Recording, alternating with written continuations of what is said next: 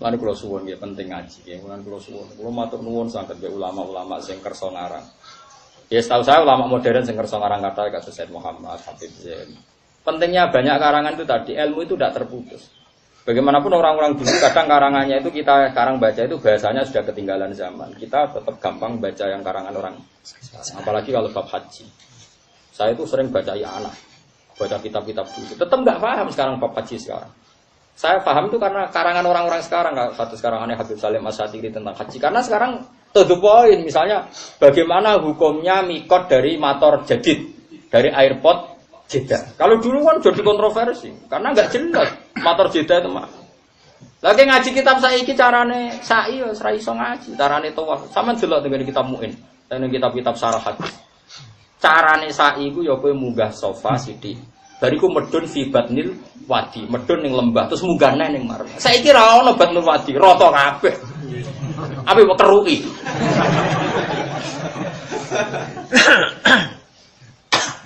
Ya seperti itu. Kalau seperti itu harus kitab sekarang. Tapi sing dikarang ulama sing ngikuti garisnya ulama dulu.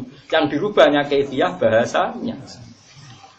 Jadi kan sekarang biasa Habib Salim fatwa orang boleh mikot dari motor jadid, dari airport apa Jeddah karena dihitung dari Mekah masih 125 kilo.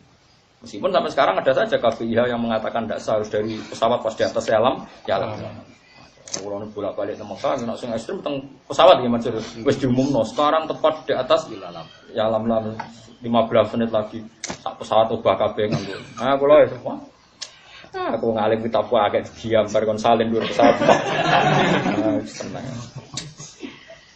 Ya pikiranku sederhana ya, seneng cita, satu-satu lagi ikhram kok repot. Kalau seperti itu harus ulama sekarang. Pak Said Muhammad misalnya.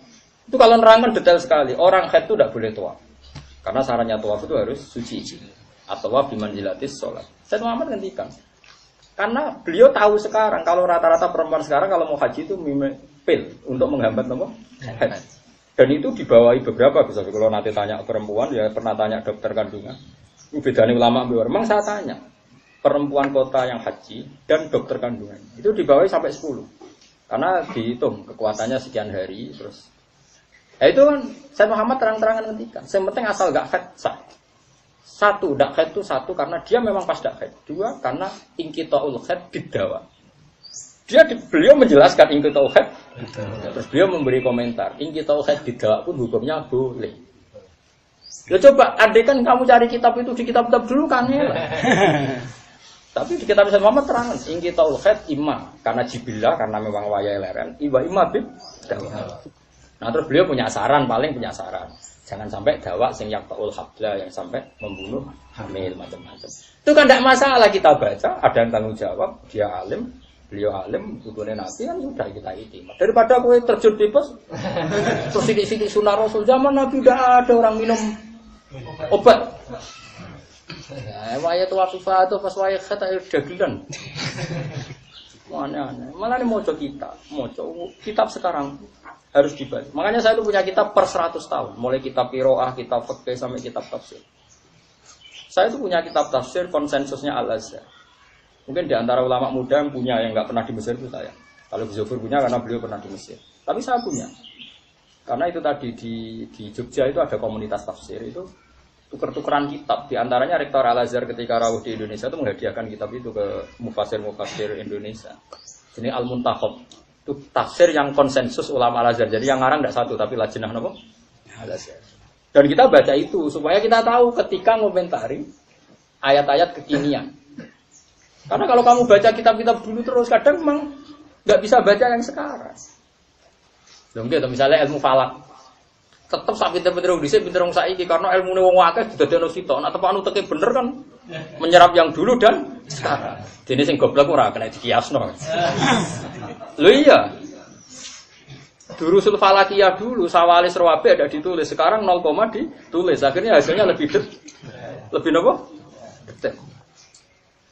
Meskipun sekarang ono cerita bumi bulat apa datar geger, tapi wong nganggur. Saya kalau terang normal lagi. Jadi misalnya fatwa tentang haji. Kalau Said Muhammad sekarang menggambarkan enak saja. Ya karena tadi memang ada konteks-konteks yang kita harus baca kitabnya orang sekarang. Bagaimana hukumnya mikot di atas pesawat. Bagaimana kalau sedang langkai yalam-lam, padahal kamu nggak orang yalam-lam, misalnya orang Indonesia. Itu diterangkan detail. Dia bahasanya bahasa sekarang, motor jadi, terus begini. Terus kedua ini yang agak ekstrim, tapi sampai oleh anut. Nah, ini guyonan ulama. Dulu yang tempatnya Abu Jahal, Abu Lahab, juga bahkan Darunat, sekarang semuanya jadi Masjid Haram. Dulu Masjid Haram kan pinggirnya Umay Abu Jahal, Abu Lahab. Semuanya sekarang kan jadi Masjid Haram. Termasuk Darunat, tempat konferensi apa yang caranya bunuh Kanjeng. Tapi itu udah ekstrim. Kita secara fikih tetap bilang itu sekarang jadi Masjid Haram karena sudah dirubah jadi Masjid Haram ya soro Masjidil Haram. Tapi ada saja antar ulama guyon dan saya sampai sekarang masih mencari itu dan ketemu. Mesti saya pertama takut. Aina Darunat. Darunat dulu itu sekarang namanya apa? Oh pintu nomor ini. Berat akan dani ben pas. Itu gara-gara gitu ada ulama Mesir, seringnya ulama Mekah. Dalam pas haji ku itikaf pas ning Darunat. Gosok. Tarif ayam makanan hada, kamu tahu nih? Lah, hada Darunat. Wong nak elek, lala itikafe ning bekas Abu Jahal. Akhirnya keceret waduh. Lala al-an seorang masjid ada apa-apa sekarang. Cuma alamat wae. Lah lagi ku dake akhirnya aja tak kok wong menjaga wong bekas Darunat wae ndi yo iki mergo paling enggak tak hindari lah Pak. Tapi tidak apa-apa deh, saya ulang tetap jadi masjid. Dan kamu ora usah seserius itu. Mungkin ra ulama wae kan enak kan. Karena itu yang merubah itu zaman Sayyidina Umar itu kan masyhur. Ketika ada pembongkaran perluasan Masjid Haram, orang-orang punya rumah sendiri Masjid Haram itu protes. Semua masyhur kata Umar, kita kok kamu bongkar untuk masjid itu gimana? Kita ini pemilik rumah yang sah. Dari Umar, semua kawasan sini milik masjid. Kamu yang numpang masjid. Ketika masjid ketika butuh kamu yang mirip. Jadi Umar, ini tanah haram. Jadi semuanya milik masjid haram. Kamu yang numpang ketika butuh kamu yang mirip. Jangan masjid yang kalah. Itu masyhur makalah itu. Ya wes akhirnya jadi masjid. Ya sampai sekarang perdebatan seperti itu. Makanya Mina Jadid pun kiasnya seperti itu. Kan ada Mina Qadim, ada Mina Jadid. Sebagian kiai-kiai Madura yang fanatik tidak mau dia mabit di Mina Jadid. Dia harus di Mina. Tapi ketika digosok ulama-ulama Rabitatul Alam Al-Islami itu juga masuk akal. Sekarang sholat di Masjid Haram ganjarannya berapa? Alfu sholat. Naam. Itu alfu sholat masjid zaman Nabi apa termasuk masjid yang muasa? Oh termasuk yang muasa. Lah ya aku disini omai sopo wae sing muasa. Lah iya. Paham nih kalau maksud? Lah iya mulane wong mikir adinu akum waladina liman mat. Lah masjid misalnya ya, masjid Naruan saja atau masjid mana saja. Ini imaman. Terus di sini WC. Dipakai apa? MCK misalnya, dipakai WC. Ya pas WC hukumnya WC, kamu tidak boleh sholat di atas sapi tank. Pemenang rawan najis. Terus sekarang punya takmir berubah. Masjid dibongkar iki dadi imam, masjid diperluas kene. Iki jenenge wis masjid iki jenenge imaman. Kowe ora oleh ngeling-eling ku dhisik. Lah iya kan terserah. Ya sama, walatul amri berat. Makanya hidayat orang kon yamu qalibal qulub sabit qalbi ala dini ya pentingnya di sini ini. Saya punya rumah. Terus saya putuskan, rumahku madhep ngulon. Mesti sing anak omah madhep ngulon perkolon ruang tamu, polwetan WC. Sudah ruang tamu ku bersih. Bahkan ana ceke tak resi, sing bagian WC mesti kotor. Ya sudah. Suatu saat wala-wali zaman aku kepengen rubah omahku madhep ngetan. Berarti sing ruang tamu jadi ruang WC sing WC ini jadi ruang tamu jadi terhormat sering. Nah hidayah itu seperti itu. Kalau mau Allah merubah langsung rubah. Mestinya bagus warga dirubah. Makanya orang kondongo ya muqallibal qulub sabil qalbi. Ruang tamu ini wajib terhormat. Ketika masih ruang. Tapi kalau sudah dirubah mau apa coba? Kowe iso ngamuk anakmu ruang tamu mbok rusui, mbok isini. Iya nek ruang tamu nek dirubah. Sama kita ini mukmin, nek mukmin pancen fil jannah nek dirubah. Mulane ya muqallibal qulub sabil qalbi alati. Karena terserah yang punya kan. Setiap saat bisa merubah. Makanya Rasulullah ketika mendidik itu, sahabat tanya, ya Rasulullah, bukankah engkau Nabi?